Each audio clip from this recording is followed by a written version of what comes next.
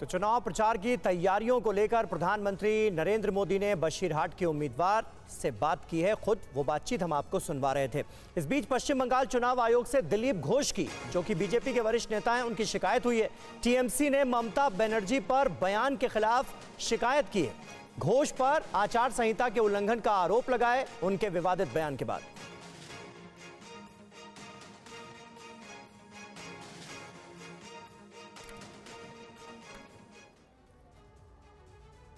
आइए आपको सुनाते हैं दिलीप घोष का वो बयान जिस पर विवाद था। বাংলা নিজের ভাইপোকে চায়, বিহার ইউপি থেকে। দিদি গিয়ে গোয়াতে বলেন আমি গোয়ার মেয়ে, ত্রিপুরায় আমি ত্রিপুরার মেয়ে, মানে बाप तो ठीक করুন, যাত্রার মেয়ে হওয়া ঠিক না। दिलीप घोष के इस बयान के बाद पश्चिम बंगाल की सियासत में घमासान मचना तय माना जा रहा है। हालांकि ये पहला मौका नहीं है जब दिलीप घोष ने सीएम ममता के खिलाफ विवादित बयान दिया हो। বাংলা নিজের ভাইপোকে চায়, বিহার ইউপি থেকে। দিদি গিয়ে গোয়াতে বলেন আমি গোয়ার মেয়ে, ত্রিপুরায় আমি ত্রিপুরার মেয়ে, মানে बाप तो ठीक করুন, যাত্রার মেয়ে হওয়া ঠিক না। इससे पहले ममता बनर्जी को जब पिछले दिनों घर में चोट लगी थी तो दिलीप घोष ने कहा था कि अगर वो अपने घर में भी सुरक्षित नहीं है तो कहां सुरक्षित रहेंगी सीएम। वो अपने ही घर में उस बिल्ली की तरह रह रही हैं जो खुद को शेरनी बताती थी।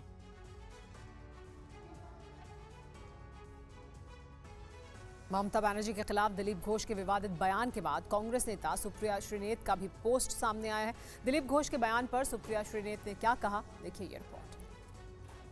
বাংলা নিজের ভাইপোকে চায়, বিহার ইউপি থেকে। দিদি গিয়ে গোয়াতে বলেন আমি গোয়ার মেয়ে, ত্রিপুরায় আমি ত্রিপুরার মেয়ে, মানে बाप तो ठीक করুন, যাত্রার মেয়ে হওয়া ঠিক না।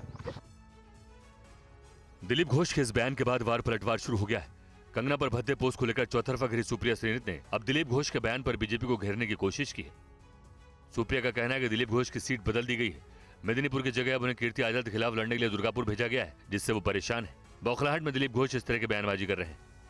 दरअसल दिलीप घोष को मेदिनीपुर सीट की जगह वर्धमान दुर्गापुर से प्रत्याशी बनाया गया। मेदिनीपुर को दिलीप घोष का गढ़ माना जाता है। इस मामले पर टीएमसी नेता सुचिता देव ने कहा कि महिलाओं को लेकर दिलीप घोष की सोच गंदी है, लेकिन इस गंदी सोच का जवाब जनता 2024 के चुनाव में दी।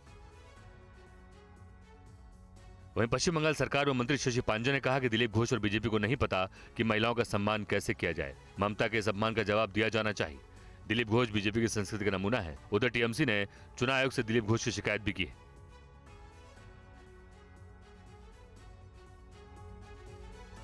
और थोड़ी देर बाद जेपी नड्डा से मिलेंगी कंगना रनौत। सुप्रिया श्रीनेत की पोस्ट पर विवाद बढ़ता नजर आ रहा है और कंगना रनौत दिल्ली पहुंच गई हैं। आज बीजेपी के अध्यक्ष जेपी नड्डा से उनकी मुलाकात होनी है। सोशल मीडिया पर मंडी से बीजेपी उम्मीदवार कंगना रनौत पर पोस्ट को लेकर कांग्रेस प्रवक्ता सुप्रिया श्रीनेत की मुश्किलें बढ़ रही हैं। बीजेपी पहले से ही हमलावर है। अब राष्ट्रीय महिला आयोग भी सुप्रिया पर सख्त कार्रवाई के मांग करते हुए चुनाव आयोग को चिट्ठी लिखती है। हालांकि सुप्रिया इस पोस्ट को लेकर सफाई दे रही हैं। ट्विटर पर मेरा नाम का दुरुपयोग करके एक पैरोडी अकाउंट चलाया जा रहा है। सुप्रिया पैरोडी के नाम से वहीं पर ये ऑब्जेक्शनेबल पोस्ट हुआ और वहीं से किसी ने कॉपी पेस्ट करके मेरे फेसबुक और इंस्टा पे डाला। मैं ये पूरी तरह से जानने में जुटी हूं कि जिन लोगों के पास एक्सेस था उनमें से किसने ये घृणित काम किया। साथ ही मैंने इस पैरोडी अकाउंट को भी ट्विटर को रिपोर्ट किया। हिमाचल प्रदेश के मंडी से कंगना चुनावी मैदान में है। इस टिप्पणी के बाद कंगना ने भी एक पोस्ट की जिसमें उन्होंने कहा कि हमें अपनी बेटियों को पूर्वाग्रह के बंधनों से मुक्त करना चाहिए। हमें महिला के शरीर के अंगों के बारे में जिज्ञासा रखने से ऊपर उठना चाहिए। साथ ही हमें यौन कर्मियों के चुनौतीपूर्ण जीवन या परिस्थितियों को लेकर इस प्रकार के अपशब्दों के इस्तेमाल से बचना चाहिए। हर महिला अपनी गरिमा की हकदार है।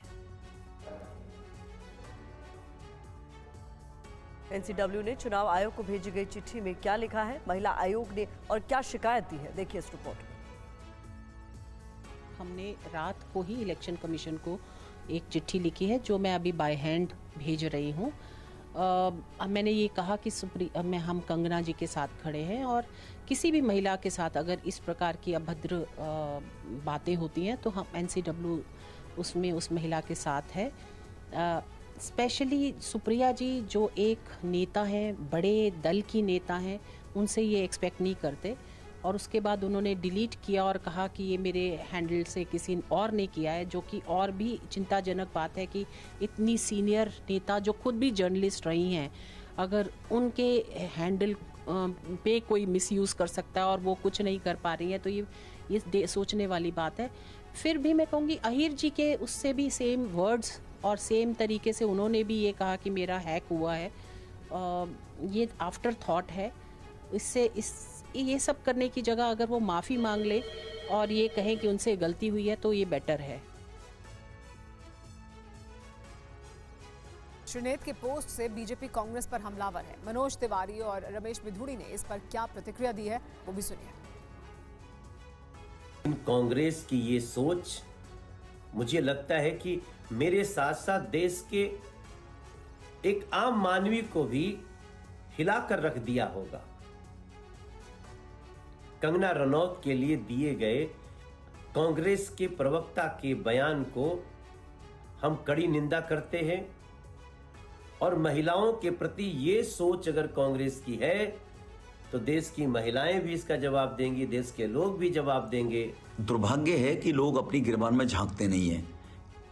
राणावत को अगर टिकट मिली है मंडी से तो कांग्रेस पूछ रही है कि उनको आटे दाल का क्या मालूम है।